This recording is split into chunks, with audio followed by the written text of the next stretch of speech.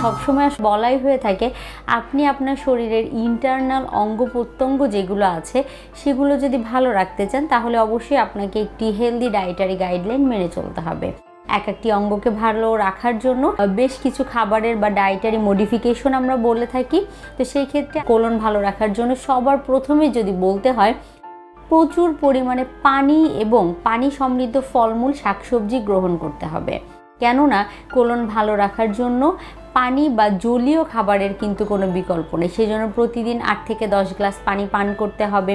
বিভিন্ন ধরনের ফলমূল শাকসবজি, বিশেষ করে সিজনাল ফলমূল শাকসবজি যেগুলো আছে সেগুলোতে কিন্তু পানির পরিমাণ খুব ভালো পরিমাণে থাকে। সেটি শীতকাল হোক বা গ্রীষ্মকাল, যখনই হোক না কেন আপনি চেষ্টা করবেন পানি সমৃদ্ধ ফলমূল শাকসবজি রাখার জন্য।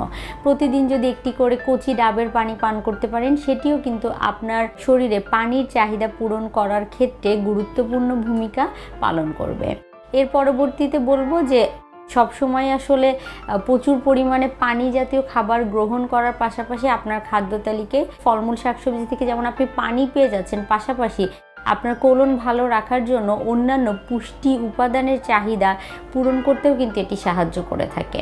সেজন্য কোলনকে ভালো রাখতে হলে আপনাকে অবশ্যই কি করতে হবে, প্রচুর পরিমাণে ফলমূল শাকসবজি বা এই জাতীয় খাবার থেকে তৈরি করা বিভিন্ন খাবার অপশনগুলো রাখতে হবে।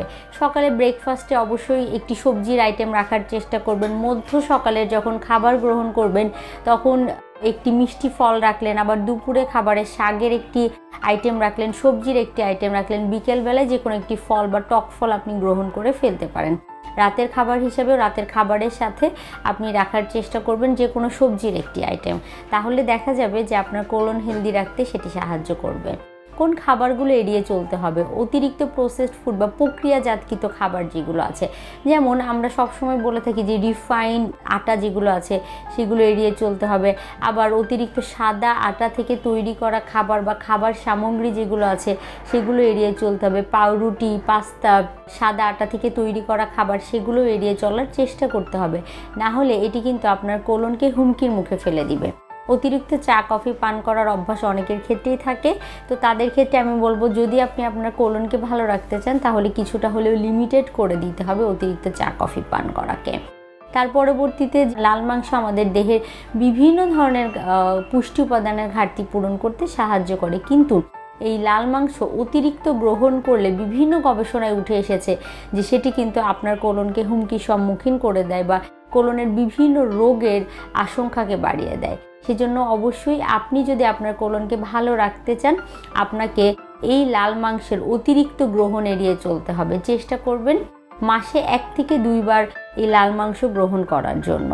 আর অতিরিক্ত তেল মশলা জাতীয় খাবার এড়িয়ে চলতে হবে, বাহিরে ডুবো তেলে ভাজা খাবার আর সিম্পল সুগার বা যেগুলো আছে দেখা যায় সফট ড্রিঙ্কস, কোল্ড ড্রিঙ্কস বা পেস্ট্রি, কেক, পাউরুটি এগুলো খেতে আমরা অনেকেই পছন্দ করি, এগুলোও কিন্তু এড়িয়ে চলতে হবে। কেননা এই সিম্পল সুগার যেগুলো আছে সেগুলো কোলনের রোগের ঝুঁকিকে বাড়িয়ে দিয়ে থাকে।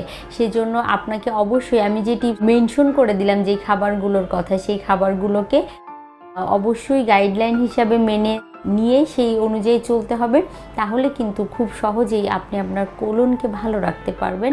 শুধু কোলন না, আপনি আপনার দেহের অন্যান্য অঙ্গ প্রত্যঙ্গকে ভালো রাখতে চাইলেও এই টিপসগুলো কিন্তু মেনে চলতে পারেন। তাহলে দেখা যাবে কোলনের পাশাপাশি দেহের ইন্টারনাল বিভিন্ন অর্গান ভালো রাখতে এগুলো সাহায্য করবে।